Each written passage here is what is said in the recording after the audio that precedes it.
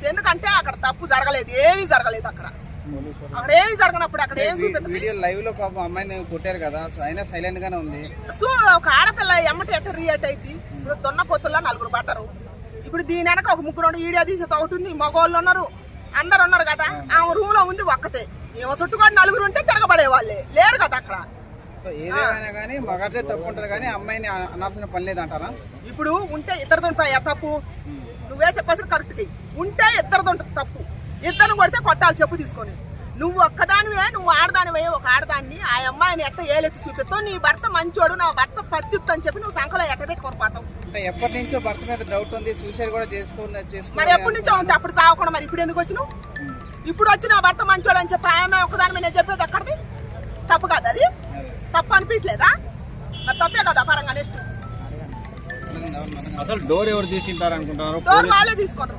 అదే వీళ్ళు బయట ఉన్నప్పుడు డోర్ వాళ్ళే తీసుకున్నారు. అది ఒక ప్లాన్ ప్రకారం నడిచింది. ప్లాన్ ప్రకారం అయితే వెనకాల పోలీసులు కూడా ఉన్నారు కదా అక్కడే.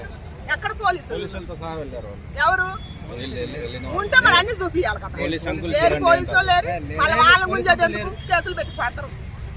పోలీసులు ఎవరు లేరు.